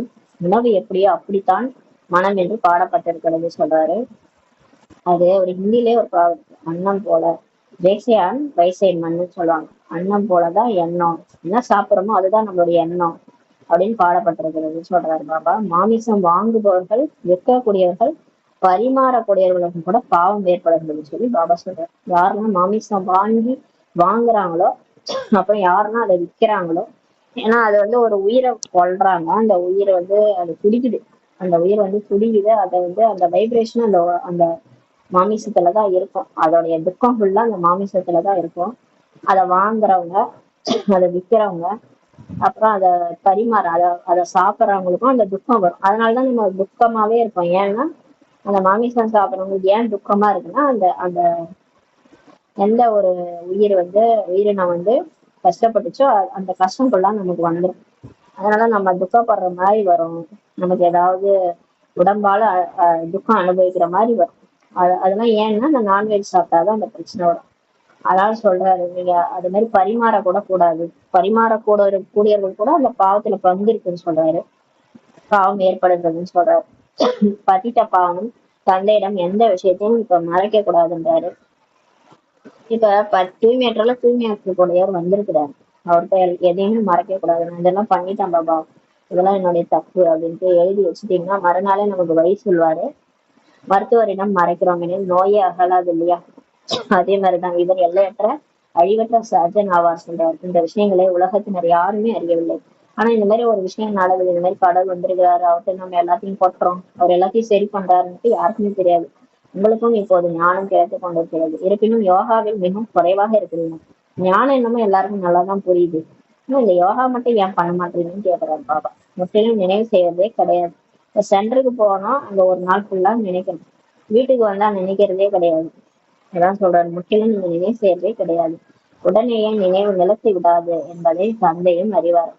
அவருக்கும் தெரியும் இல்லையா? உடனேயே அவரை நினைக்க முடியாது. ஏன்னா இங்க தேக அபிமானத்துல இந்த புவி ஈர்ப்பு விசை புடிச்சு இழுக்கிற மாதிரி இந்த பூமி நம்மளை புடிச்சு இழுத்து வச்சுக்குது. எப்ப பார்த்தாலும் இந்த தேக அபிமானத்துல போய் மாட்டிட்டு இருக்கிறோம் எல்லாரும். அதனால இதெல்லாம் உடைச்சிக்கிட்டு பாபா போய் மேல போய் பறந்து பரிசுத்தா மாதிரி நினைக்கிறதுக்கு இந்த மாயா நம்மள விடமாட்டேங்குது. பாபாவுக்கு தெரியுது. வரிசை கிரமம் இருக்கிறது அல்லவான்றாரு. வரிசை கிரமா தான் என்ன நினைக்கிறாங்கன்றாரு. எப்போது நினைவு யாத்திரை முடிவடையுமோ அப்போதுதான் கர்மாதி நிலை ஏற்பட்டு விட்டது. பிறகு யுத்தமும் முழு வீச்சும் நடைபெறும் சொல்றாரு. எப்ப நம்ம எல்லாரும் பாபாவை நினைச்சு நினைச்சு நம்ம பாவம் எல்லாம் அழிஞ்சு எல்லாருடைய கர்ம கணக்கு வழக்கு முடிஞ்சு எல்லாருக்கும் நம்ம செட்டில் பண்ண வேண்டியதெல்லாம் செட்டில் பண்ணி திட்டு கொடுத்ததெல்லாம் திட்டு வாங்கி கொடுக்க வேண்டிய காசெல்லாம் கொடுத்துட்டு எல்லாத்தையும் முடிச்சிடுறோமோ கணக்கு வழக்க, எல்லாத்தையும் கொடுக்கல் வாங்கல்லாம் முடிச்சிட்டோமோ, அப்ப நமக்கு கர்ம கணக்கு முடிச்ச நிலை வந்துடும். கர்மாதி நிலை வந்துடும். நமக்கும் மத்தவங்களுக்கும் சம்பந்தம் எல்லாம் முடிஞ்சிடும். ஒரு ஒன்லி பாபா பாபான்னு பாபா நினைவுல இருக்கும். நினைவு யாத்திரையும் முடிஞ்சிடும். முடியும் போது யுத்தம் நடைபெறும் சொல்றாரு பாபா. முழு வீச்சுல நடைபெறும். அவ்வளவுதான், முடிஞ்சிருச்சு. மாயாவுடைய போர் முடிஞ்சிருச்சு. அதோட சொர்க்கம் வந்துருன்றாரு. அதுவரை ஏதாவது நடைபெற்று கொண்டேதான் இருக்கும். பிறகுதான் முடிவடைகின்றார். அது வரைக்கும் ஏதாவது இந்த சின்ன சின்ன போர் நடக்கும். கடைசியாதான் முடிவடைகின்றாரு. யுத்தம் எப்போது வேண்டுமென்றாலும் வெடித்து விடும் சொல்றாரு. நீங்க மட்டும் அசால்ட்டா இருக்காதீங்க. நம்ம ரெடியானாதான் போர் வரும். மூன்றாம் உலக போர்லாம் ரெடி அப்படிலாம் நினைச்சிட்டு அசால்ட்டா இருக்காதீங்க. 108 பேர் ரெடி ஆயிட்டா மகாபாரத விநாசம் வந்துடும் சொல்லி பாபா ஒரு முறையில சொல்லியிருக்காரு. அதனால யுத்தம் எப்போது வேண்டுமென்றாலும் வெடித்து விடும் சொல்லி பாபா சொல்றாரு. ஆனால் எதுவரை ராஜ்யம் ஸ்தாபனை ஆகவில்லையோ அதுவரை பெரிய யுத்தமே நடைபெறாது என்று விவேகம் சொல்கிறதுன்னு சொல்றாரு. ஆனா எப்ப பெரிய யுத்தம் மூன்றாம் உலக போர் எப்ப வரும்னா நம்ம ராஜ்யம் ஸ்தாபனை ஆகணும். நம்ம ஃபுல்லா 33 கோடி தேவதைகள் வந்துடணும். எல்லாருமே பாபா குழந்தை ஆயிட்டு சென்டருக்கு வந்துருவாங்க. எல்லாருமே முரளி கேட்பாங்க. 33 கோடி பேரும் வந்துருவாங்க. பிரஜைகள் உருவாயிடுவாங்க. எல்லாருக்கும் ஞானம் போயிடும். எல்லாரும் வந்துருவாங்க. அப்பதான் ராஜ்யம் ஸ்தாபனை ஆயிடும். லட்சுமி நாராயணன் 108 லட்சுமி நாராயணன் உருவாகி அவங்களுடைய ராஜ்யம் உருவாகிடும். அவங்களுடைய ராஜ்யம் உருவாகிட்டு எல்லா பிரஜைகளும் உருவாயிடுவாங்க. எல்லாருமே உருவாயிடுவாங்க. அப்பதான் யுத்தம் ஆரம்பிக்கும். லட்சுமி நாராயணன் முழுமையாயிடுவாங்க. அவங்க கொஞ்சம் கொஞ்சம் குறை இருந்தாலும் எல்லாருமே முழுமையாயிடுவாங்க. அப்பதான் யுத்தம் நடைபெறுன்றாரு. சம்பூர்ணமா எல்லாரும் மாறினவுடனே மூன்றாம் உலக போர் நடக்கின்றாரு. இது விவேகம் கூறி வருகின்றாரு. சிறிது சிறிது நடைபெற்று முடிவடைந்து விடும் சொல்லி சொல்றாரு. கொஞ்சம் கொஞ்சமா இதே மாதிரியே போர் அங்கங்க நடந்து கடைசியா முடிவடைந்திருந்தாரு. ராஜ்யம் கூட அதே மாதிரிதான் கொஞ்சம் கொஞ்சமா இப்ப ஸ்தாபனை ஆயிட்டு இருக்குது. ராஜ்யம் ஸ்தாபனை ஆகி கொண்டிருக்கிறது என்பதை யாரும் அறியவில்லை. ஆனா வெளி உலகத்திற்கு தெரியாது. இந்த மாதிரி ஒரு ஞானம் இருக்கு, இந்த மாதிரி இங்க சிவன் பாடம் எடுக்கிறாரு, ராஜ்யம் ஸ்தாபனை பண்றாரு, இதெல்லாம் யாருக்கும் தெரியாது. சதோ பிரதானம் சதோ ரஜோ தமா புத்தி இருக்கிறது அல்லவா? உங்களிலும் கூட சதோ பிரதான புத்தியுடையவர்கள் மிகவும் நல்ல முறையில பாபாவை நினைவு செய்து கொண்டே இருப்பார். இப்போது பிராமணர்கள் லட்சக்கணக்கில் உருவாக்குறாங்க. ஆனால் அதிலும் நேரடி குழந்தைகள் மற்றும் மாற்றாந்தாய் குழந்தைகள் இருக்கிறாங்கன்னு சொல்றாரு. இப்ப லட்சக்கணக்கில் நம்ம பிகேஸ் உருவானாலும் அதுலயும் பாபா சொல் பேச்சு கேட்டு ஸ்ரீமத் படி நடக்கிறவங்க நேரடி குழந்தைகள் கொஞ்சம் பேரு. மாயா பேச்சு கேட்கறவங்க மாற்றாந்தாய் குழந்தைகளும் இருக்கிறாங்கன்றாரு. நேரடி குழந்தைகள் நன்றாக சேவை செய்வாங்க. தாய் தந்தையின் வழிபடி நடப்பாங்க. பிரம்மா பாபா சிவபாபா பேச்சு கேட்பாங்க. நேரடி குழந்தைகள் நல்லா சேவை செய்வாங்க. பாபா சொல்றாரு, மாற்றாந்தாய் குழந்தைகள் ராமனின் வழிபடி நடப்பாங்கன்னு சொல்றாரு. மாயா குழந்தைகள் மாயா சொல் பேச்சுதான் கேட்பாங்கன்றார். சிலர் ராமனின் வழிபடி சிலர் ராமரின் வழிபடி நொண்டி கொண்டே நடப்பான்னு சொல்லி சொல்றாரு. என்ன சொல்றாரு, சிலர் ராமன் வழிபடி நடப்பாங்க, சிலர் ராமரோட வழி கூட ஃபுல்லா கடைபிடிக்க முடியல, நொண்டிக்கிட்டே நடப்பாங்கன்றாரு. குழந்தைகள் பாட்டு கேட்டீர்கள் அல்லவா, பாபா எங்கும் எங்கு சுகம் இருக்குமோ அப்படிப்பட்ட இடத்திற்கு அழைத்து செல்லுங்கள் என்று சொல்றாங்க. சொர்க்கத்தில் சுகமே சுகம்தான் இருக்கும், துக்கத்தின் பேரே கிடையாதுன்னு சொல்லி பாபா சொல்றாரு. சொர்க்கம் என்று கூறப்படுவது சத்தியகத்தை தான் சொல்லி பாபா சொல்றாரு. இப்போது இருப்பதோ கலியுகம். பிறகு இந்த சொர்க்கம் எங்கிருந்து வந்தது, கலியுகம் இருக்கும்போது எங்க இருந்து சொர்க்கம் வரும்ன்றது. இப்போது உங்களது புத்தி தூய்மையானதாக ஆகிட்டே போகுது. தூய புத்தி உடையவர்களை அசுத்த புத்தி உடையவர்கள் நமஸ்கரிக்கிறாங்க இல்லையா. தூய்மையாக இருப்பவர்களுக்கு தான் மரியாதையும் இருக்குது. சன்னியாசிகள் தூய்மையாக இருக்கிறதுனாலதான் இல்லத்தை சார்ந்தவர்கள் சன்னியாசிகளை தேடி போய் அவங்கள தலை வணங்குறாங்கன்னு சொல்றாரு. சன்னியாசிகள் விகாரத்தின் மூலம் பிறப்பெடுக்கிறாங்க, பிறகு சன்னியாசிகளாக ஆகிறாங்க. ஆனா தேவதைகளுக்கும் சன்னியாசிகளும் என்ன வித்தியாசம்னா, சன்னியாசிகள் விகாரத்தின் மூலமா தான் பிறக்கிறாங்க, ஆனா வீட்டை விட்டு போய் காட்டுக்கு போய் சன்னியாசி ஆகணும். ஆனா தேவதைகள் விகாரம் மூலமா பிறக்கிறது இல்லை, அவங்க யோக பலம் மூலமா பிறக்கிறாங்க சொர்க்கத்துல, சம்பூர்ண நிர்வீகாரிகள் என்று சொல்லப்படுறாங்க. ஆனா அவங்க வீட்டை விட்டு போக மாட்டாங்க. ஒரு வீட்லயும் தேவதைகள் சொர்க்கத்துல இருப்பாங்க. சன்னியாசிகளை ஒருபோதும் சம்பூர்ண நேர்விகாரிகள் என்று கூறுவது கிடையாதுன்னு சொல்றாரு பாபா. சன்னியாசிகளை அவங்க சம்பூர்ண நிர்விகாரின்னு சொல்ல முடியாது. ஏன்னு பாத்தீங்கன்னா அவங்க பிறக்கிறதே விகாரத்தின் மூலமா தான், அம்மா அப்பா மூலமா. அதுவும் இந்த துவாபர யுகத்துல கலியுக முடிவு வரைக்கும் பிறக்குறாங்க, விகாரம் மூலமா தான் பிறக்குறாங்க. அதனால அவங்க சம்பூர்ண நிர்விகாரி கிடையாதுன்னு சொல்றாரு. தேவதைகள் சம்பூர்ண நிர்விகாரின்னு சொல்றாரு. ஆக குழந்தைகளாக எங்களுக்குள் குஷின் அளவு அதிகரிக்கணும் இல்லையா. நம்ம யாரு, நம்ம எல்லாம் பாபா படிக்க வச்சு தேவதையா ஆக்கிட்டு இருக்காரு, நம்ம தான் சம்பூர்ண நிர்விகாரி அப்படின்னு எவ்வளவு ஒரு குஷி வரணும். அதனால்தான் அதீந்திரிய சுகம் பற்றி கேட்க வேண்டும் என்றால் யார்கிட்ட போய் கேட்கணும்னு சொல்லியிருக்காரு பாபா. சன்னியாசிகிட்டே கேட்க சொல்றாரு. அவங்க சுகம்ன்றது காக்கை எச்சத்துக்கு சமம்னு சொல்லிட்டாங்க. அவங்க சுகம்னா என்னன்னே தெரியல. ஆனா அதீந்திரிய சுகம் பத்தி, இந்திரியங்களுக்கு எல்லாம் அப்பாற்பட்ட சுகம் யாருக்கு தெரியும். அவங்கள அதை பத்தி கேட்கணும்னா யார்கிட்ட கேட்க சொல்லி பாடப்பட்டிருக்குன்னா, போக கோபியரிடம் கேளுங்கள் என்று கூறப்பட்டிருக்கு. போக கோபியர்கள் அந்த புல்லாங்குழல் இசைக்கு மயங்கி வீடு வாசலையே விட்டுட்டு உட்கார்ந்து நிற்பாங்க. வீடு வாசல வேலையை விட்டுட்டு அப்படியே மயங்கி போய் கிருஷ்ணர் பக்கத்துல உட்காந்துருப்பாங்க. அவங்கதான் போக கோபியர்கள். உண்மையிலே அது இப்பதான் நடக்குது. சிவபாபாவுடைய முரளிக்கு மயங்கி நம்மலாம் இப்ப உட்கார்ந்துட்டு இருக்கணும், அவரோட முரளியை கேட்டுட்டு இருக்கணும். அவர்கள் தந்தையிடம் ஆஸ்தி அடைந்து கொண்டிருக்கிறாங்க. இந்த கோப கோபியர்கள் தந்தையிடம் ஆஸ்தி அடைஞ்சிட்டு இருக்காங்க, படித்து கொண்டிருக்கிறாங்கன்னு சொல்லி பாபா சொல்றாரு. இங்க எதிரில் கேட்கும் போது போதை அதிகரிக்குது, சென்டர்ல கேட்கும் போது போதையா இருக்குது. பிறகு சிலருக்கு நிலைத்து இருக்கிறது, சிலருக்கு ஞானம் புத்தியில அப்படியே நிலைச்சிருக்கு, சிலருக்கு உடனேயே மறைந்து விடுகிறது, சிலருக்கு அப்படியே அப்படியே அடுத்த நிமிஷமே கேட்டாலே மறந்து போகுது. கெட்ட சகவாசத்தின் காரணத்தினால் போதை நிலையாக நிலைத்திருப்பதே கிடையாதுன்னு சொல்லி பாபா சொல்றாரு. யாருக்கெல்லாம் கெட்ட சகவாசமா அவங்க அடுத்தவங்களோட எதையாவது கதை பேசிட்டு அப்படி இப்படி பேசுறதுனால அந்த போதை இருக்கிறதே இல்லைன்றாரு. உங்களுக்கு சென்ட்ரலில் இவ்வாறு பலர் வருகின்றனர் சொல்லி சொல்றாரு. சிறிது போதை அதிகரிக்கிறது, பிறகு பார்ட்டிகளுக்கு சென்று மதுபானம், சிகரெட், பீடி போன்றவர்களை குடித்து விட்டால் முடிந்ததுன்னு சொல்லி சொல்றாரு. கடவுளை, சிலருக்கு போதை இங்க அதிகரிக்குதான், பிறகு பார்ட்டிக்கு போயிட்டு மதுபானம், சிகரெட், பீடி எல்லாம் குடிக்கிறாங்களாம். அதனால அவங்களுக்கு அந்த போதையே, அந்த பாபா கொடுக்குற அந்த போதை போயிடுகின்றாரு. கெட்ட சகவாசம் மிகவும் கெட்டதாகும் சொல்லி பாபா புரிய வைக்கிறார்.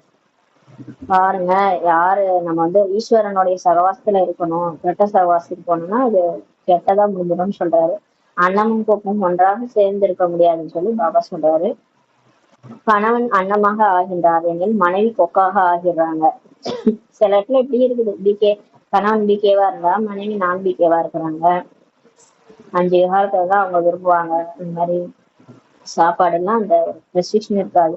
சில இடங்களில் மனைவி அன்னமாக இருக்கிறாங்க, கணவன் கொக்காக ஆகிடுறாங்க. தூய்மையாக ஆக வேண்டும் என்று கூறினால் அடி வாங்குறாங்க மனைவி. சில வீடுகளில் அனைவரும் அன்னம் போன்று இருக்கிறாங்க, சில வீட்டுல எல்லாருமே மாறிட்டாங்க. பிறகு நாளடைவில் அன்னத்திலிருந்து கொக்காக ஆகிறாங்க.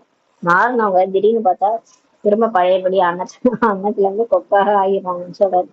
தன்னை சுகமானவராக ஆக்கி கொள்ளுங்கன்னு சொல்லி பாபா இப்ப புரிய வைக்கிறார். குழந்தைகளே, இப்ப நீங்க சுகமா இருக்கணும்னா இப்ப கொக்கா இருக்கக்கூடாது, அன்னமா இருக்கணும்னு சொல்றாரு. குழந்தைகளையும் சுகமானவர்களாக ஆக்குங்கள் என்று தந்தை. நீங்க சுகமானவராக மாறி உங்க கூட இருக்கிற குழந்தைகளையும் சுகமானவராக ஆக்குங்கன்னு சொல்லி பாபா சொல்றாரு. இந்த துக்கம் இருக்கிறது அல்லவா, இப்போது பல ஆபத்துகள் வர இருக்கின்றன சொல்லி சொல்றாரு. பிறகு பாருங்கள் எவ்வளவு ஐயோ ஐயோ என்று சொல்லுவாங்க. அப்படியே தந்தை வந்திருக்கின்றார். நம் தந்தையிடம் ஆஸ்தி அடையவில்லை என்று பிறகு மிகவும் தாமதம் ஆகினோம். டூ லேட் போர்டு போட்டாங்கன்னா அவ்வளோ முடிஞ்சிச்சு, நம்மளால முரளி படிக்க முடியாது. அதுக்கப்புறம் சேவையெல்லாம் கிடையாது, எல்லாமே ஸ்டாப் ஆயிடும். அதுக்கப்புறம் நம்மளால வெளியே வர முடியாத சுச்சுவேஷன் ஆயிடும். ஒண்ணுமே பண்ண முடியாது, டூ லேட் எல்லாம் போட்டாங்கன்னா. இப்பயாவது லேட்டு போர்டு போட்டுக்கிறாங்க, ஏதோ லேட்லி தாமதமா வந்திருக்கிறோம், மிகவும் தாமதமா நம்ம வரல, அது வரைக்கும் நம்ம லக்கு. மிகவும் தாமதம்னா புருஷார்த்தமே நமக்கு பண்ண டைமே இருக்காது, ஏன்னா அவ்வளவு பிரச்சனைகள் உலகம் ஃபுல்லா வர ஆரம்பிச்சிடும். அதனால சொல்றாரு, இப்பதான் ஆஸ்தி கிடைக்குது, இப்பயே எடுக்கலைன்னா என்ன ஆகுதுன்னு கேக்குறாரு. தந்தை சொர்க்கராஜ்யம் கொடுக்க வந்திருக்கின்றார், அதை இழந்து அமர்ந்திருக்கிறாங்க நிறைய பேர். அதனால்தான் தந்தை இப்ப புரிய வைக்கிறாரு, பாபாவிடத்தில் எப்போதும் உறுதியாக இருப்பவர்களை அழைத்து வாருங்க. எப்பயுமே பிகேவா இருப்பேன் அப்படின்னு இருக்கிறவங்களை மட்டும் கூட்டுவாங்கன்றார் பாபா. அவர்கள் தானும் புரிந்து கொண்டு மற்றவங்களையும் புரிய வைக்கக்கூடியவர்களாக இருக்கணும். அவங்க தானும் முரளியை நல்லா புரிஞ்சுட்டு மற்றவங்களுக்கும் போய் புரிய வைக்கக்கூடியவங்களாக இருக்கணும். அவங்கதான் நிரந்தர பிகேவா இருப்பாங்க. நானும் படிக்கிறது இல்ல, முரளி புக்கு ஒரு ஓரமா கிடக்குது, அது படிக்கிறதே இல்லை, என்னைக்காவது படிக்க வேண்டியது, நினைச்சா படிக்க வேண்டியது, நினைச்சா சென்டருக்கு வர வேண்டியது, மத்தவங்களுக்கு ஒண்ணுமே சொல்றது கிடையாது. அந்த மாதிரி இருக்கிறவங்க பிகேவா நிரந்தரமா இருக்க மாட்டாங்க, பாதியில போயிடுவாங்க. அவங்களெல்லாம் கூட்டு வராதீங்க பாபா. பாபா மீட்டுக்கு கூட்டு வராதீங்க. மற்றபடி பாபா தரிசனம் செய்யக்கூடியவராக மட்டும் கிடையாதுன்னு சொல்றாரு. சும்மா பாபாவை பார்த்துட்டு தரிசனம் பண்ணிட்டு போறவங்கள வரக்கூடாதுன்னு சொல்றாரு. சிவபாபா எங்காவது தென்படுவாரா? தனது ஆத்மாவை பார்த்துட்டீங்களா என்ன? சிவபாபா எங்கேயாவது பார்க்க முடியுமா? தாதி உடல்ல சிவபாபா வராரு, தாதிய பாக்குறோம், சிவபாபா பார்க்க முடியுமா? கண்ணுக்கு தெரிய மாட்டாரு. இப்ப தனது ஆத்மாவை பார்த்திருக்கிறீங்களா என்ன அப்படின்னு கேக்குறாரு. சரி, உங்க உயிரை, நீங்கதான் உயிர் தாங்க, நான் உடல் கிடையாது, நான் உயிர் வெற்றி புருவத்துல புருவ மத்தியில இருக்கிறேன், நான் தான் இந்த உடலை இயக்குறேன், டிரைவர். இந்த காரை நான் ஓட்டிட்டு இருக்கிறேன், இந்த உடல்ன்ற காரை நான் ஓட்டிட்டு இருக்கிறேன், நான் டிரைவர். அப்ப என்னன்னாலே பார்க்க முடியுதா? இந்த உடல் தான் தெரியுது, நான் என்னன்னாலே என்னால பார்க்க முடியல. பாபா சொல்றாரு, அறிந்து கொண்டிருக்கிறீர்கள், நான் ஆத்மான்றதை நீங்க புரிஞ்சுக்கிறீங்க, அவ்வளவுதான் சொல்றாரு. அவ்வாறு பரமாத்மாவையும் நீங்க அறிந்து கொள்ள வேண்டும். அதே மாதிரி புரிஞ்சுக்கோங்க, நீங்க ஆத்மான்னு எப்படி புரிஞ்சுக்கிறீங்களோ, உயிரின்ட்டு எப்படி புரிஞ்சுக்கிறீங்களோ, அது மாதிரி பரமாத்மாவையும் புரிஞ்சுக்கோங்க, அறிந்து கொள்ள வேண்டும். தெய்வீக திருஷ்டியின்றி அவரை யாரும் பார்க்க முடியாதுன்னு சொல்றாரு. தாதி உடல்ல வராங்க சிவபாபா, பிரம்ம பாபா. அவங்க உடம்புல அந்த நெற்றி புறத்துல அப்படியே பிரகாசமா பரிணாமம் மாதிரி இருக்கும் அவங்க நெற்றி. அப்ப அது தெய்வீக புத்தி மூலமா தான், நம்மளால பார்வை மூலமா தான் அவங்கள பார்க்க முடியும், வேற யாராலையும் பார்க்க முடியாதுன்றாரு. புத்தி தெய்வீகமா இருக்கணும், பார்வையும் தெய்வீகமா இருக்கணும், அப்பதான் பார்க்க முடியும். சாதாரணமா நான் ஒரு உடலா பார்த்தேன்னா அது தாதியா தான் தெரிவாங்க. அதே நான் ஞான கண்ணோட தெய்வீக திருஷ்டி மூலமா பார்வை மூலமா பார்த்தேன்னா எனக்கு ஆத்மா தெரியும் இல்லையா? அந்த ஆத்மா சிவபாபாவை என்னால பார்க்க முடியும், பரமாத்மாவே என்னால பார்க்க முடியும். எப்பன்னா என்னோட பார்வை தெய்வீகமா இருக்கும் போதுதான் என்னால ஆத்மாவை மட்டும் பார்க்க முடியும், இல்லைன்னா உடம்பதான் நான் பார்த்துட்டு இருக்கேன். அதான் சொல்றாரு, தெய்வீக திருஷ்டியின் மூலம் இப்போது நீங்கள் சத்தியவத்தையே பார்க்கிறீங்கன்னு சொல்றாரு. இப்ப நம்ம இந்த புத்தி மூலமா சொர்க்கத்தையே பார்த்துட்டு இருக்கிறீங்க, யோகா பண்ணும்போது பாக்குறீங்கல்ல, அப்படியே புத்தி மூலமா நீங்க அப்படியே காட்சி உங்களுக்கு கிடைக்குது இல்ல. ஒரு பெரிய தங்க மாளிகை, அங்க வைர வைடூரியங்கள்லாம் நிறைஞ்சு கொட்டி கிடக்குது. சுத்தி ஒரு ஆறு ஓடுது, அது ஆறுக்கு பக்கத்துல மிருகங்கள்லாம் இருக்குது, ஒன்னா ஒத்துமையா உட்காந்துருக்கு. அப்படியே கண்ணு முன்னாடி நம்ம பாக்குறோம்ல, இதெல்லாம் தெய்வீக பார்வை மூலமா நம்ம பாக்குறோம். பிறகு நடைமுறையில் நீங்க செல்ல வேண்டும். இப்ப நீங்க புத்தி மூலமா பாக்குறீங்கல்ல, நீங்க என்ன பாக்குறீங்களோ அதுவே அடுத்து நீங்க போயிருவீங்கன்ற, பிராக்டிகலா அங்க போயிருவீங்கன்ற. எப்போது குழந்தைகளாகி நீங்கள் கர்மாதித்த நிலை அடைவீர்களோ அப்போதுதான் கலியுகமே விநாசமாகும் பாபா சொல்றாரு. நீங்க எப்ப கர்ம கணக்கை முடிச்சு கர்ம கணக்கெல்லாம் முடிக்கிறீங்களோ, கர்மாதித்த நிலை அடையிறீங்களோ, அப்பதான் இந்த கலியுகமே முடியும்னு சொல்றாரு. அப்ப உங்க கர்ம கணக்கெல்லாம் முடிஞ்சிட்டு வரும், மொத்தவங்களுக்கா எல்லாமே முடியும், பிகேஸ் எல்லாருக்குமே எல்லா விஷயங்களும் முடிஞ்சிடும். அதெல்லாம் முடிஞ்ச பிறகுதான் கலியுகம் வரும்னு சொல்றாரு. நல்லது. இனிமேல இனிமையான தேடி கண்டெடுக்கப்பட்ட செல்ல குழந்தைகளுக்கு தாய் தந்தையான பாப்தாதாவின் அன்பு நினைவுகள் மற்றும் காலை வணக்கம். ஆன்மீக குழந்தைகளுக்கு ஆன்மீக தாய் தந்தையின் நமஸ்தே. ஆன்மீக குழந்தைகள் ஆன்மீக தாய் தந்தைக்கு நமஸ்தே. தாரணைக்கான முக்கிய சாரம். ஃபர்ஸ்ட் பாயிண்ட், இந்த பழைய உலகை பார்த்தாலும் புத்தியோகம் தந்தை மற்றும் புது உலகின் பக்கம்தான் ஈடுபட்டு இருக்கணும். கர்மேந்திரியங்களின் மூலம் எந்த பாவ காரியமும் ஏற்பட்டு விடக்கூடாது என்பதில் கவனமாக இருக்க வேண்டும். எப்போதும் நல்ல காரியம் மட்டுமே தான் செய்ய வேண்டும். உள்ளுக்குள் ஏதாவது நோய் இருந்தால் மருத்துவரிடம் கூறி ஆலோசனை பெற்றுக் கொள்ள வேண்டும் பாபா சொல்றாரு. ஏதாவது நோய் இருக்குன்னா எப்படி டாக்டர்கிட்ட சொல்றோமோ அது மாதிரி சிவபாபாட்ட சொல்லணும். ஏன்னா நம்ம விஷயம் நமக்கு தான் தெரியும், மற்றவங்களுக்கு எல்லாம் புரியாது. நீங்க போய் மனுஷங்கள்ட்ட சொன்னா நம்மளை பத்தி புரிஞ்சுக்க மாட்டாங்க. அதை 4 பேர்த்த சொல்லுவாங்க, அவ்வளவுதான். நம்ம கதை ஒரு 4 பேருக்கு போகும். தேவையாத மத்தவங்கள்ட்ட சொல்லாதீங்க. நீங்க பாபாட்ட லெட்டர் எழுதி வைங்க, பாபாக்கு தான் நம்மளை பத்தி தெரியும். மறுநாளே முரளில ஆலோசனை சொல்வார், இதை செய்யாத குழந்தாய், இது செய்யறதுனாலதான் அவனுக்கு பிரச்சனை வருது அப்படின்னா மறுநாள் முரளில நமக்கு புரிய வைப்பார். 2வது கொஸ்டின், கெட்ட சகவாசம் மிகவும் சாரி 2வது தாரணைக்கான முக்கிய சாரம், கெட்ட சகவாசம் மிகவும் கெட்டதுன்றாரு. இதுல இருந்து தன்னை மிக மிக பாதுகாப்பாக வைத்துக் கொள்ள வேண்டும்.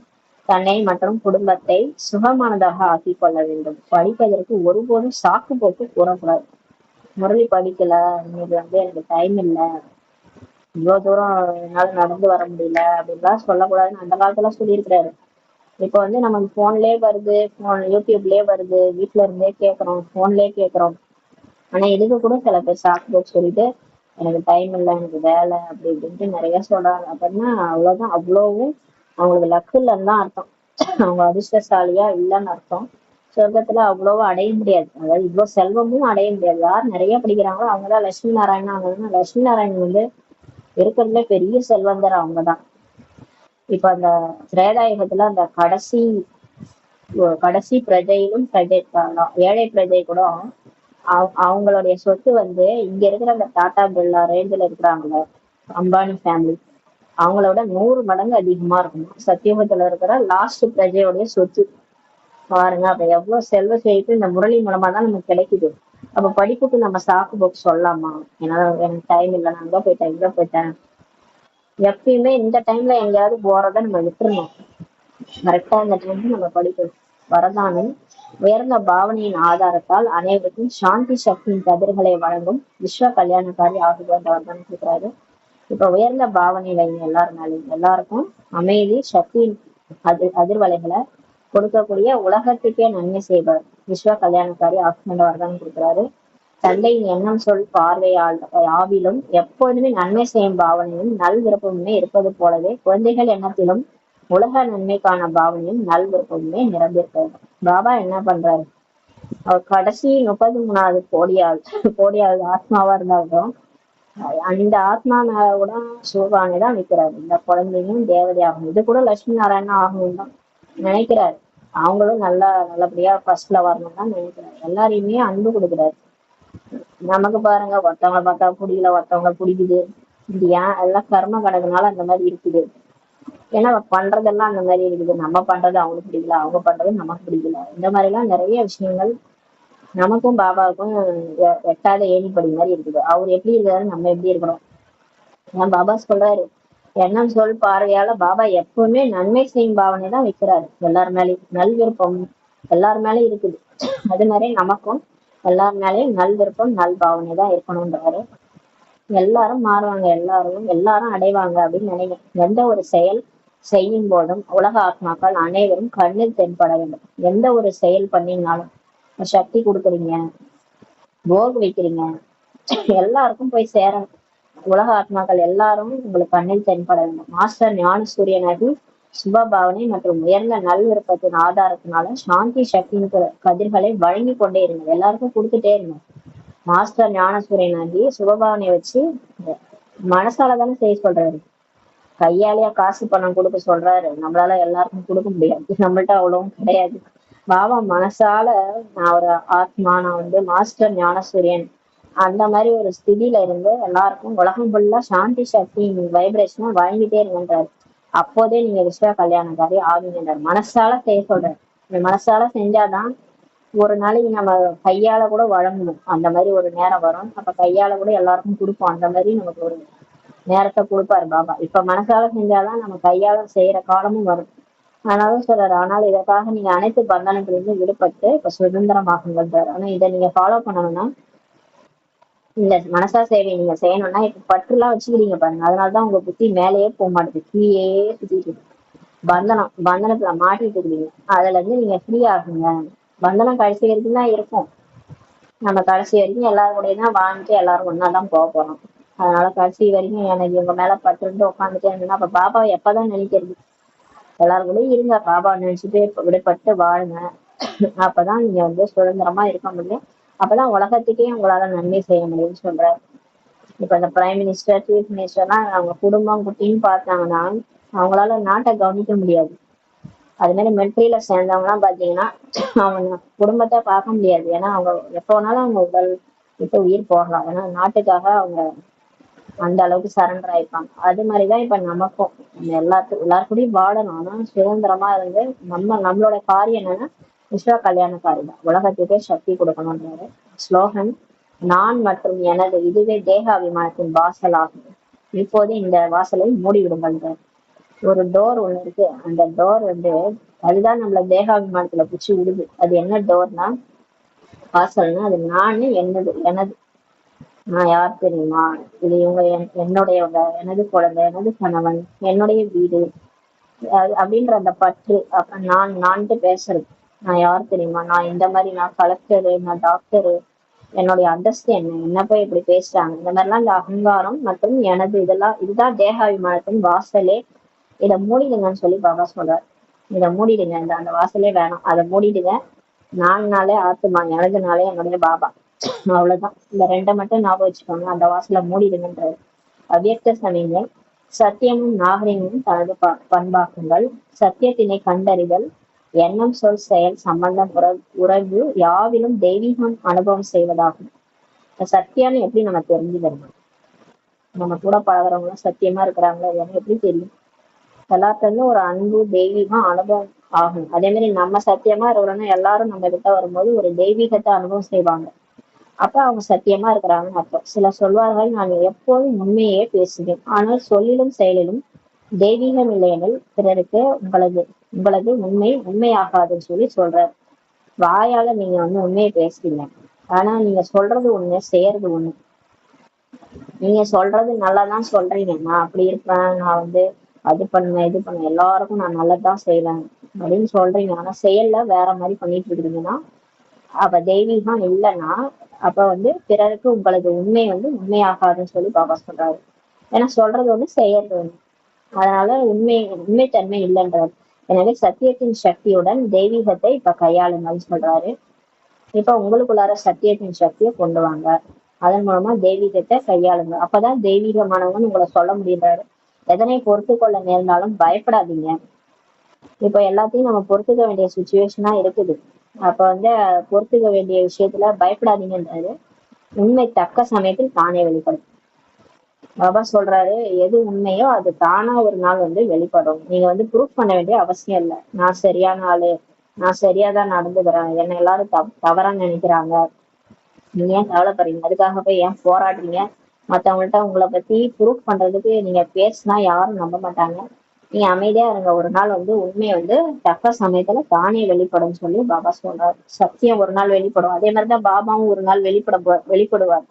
இப்ப பாபா யாருமே நம்ப மாட்டாங்க. இப்ப கடவுள் வந்துட்டாருன்னு சொன்னா யாரும் கேட்க மாட்டாங்க. ஒரு நாள் அவரே வெளிப்படுவாரு. அப்பதான் எல்லாரும் புரிஞ்சுக்குவாங்க. பாபா அதாவது சொல்றாரு, உண்மை தக்க சமயத்தில் வெளிப்படும். சாந்தி. நன்றி பாபா. நன்றி சொல்றாரு.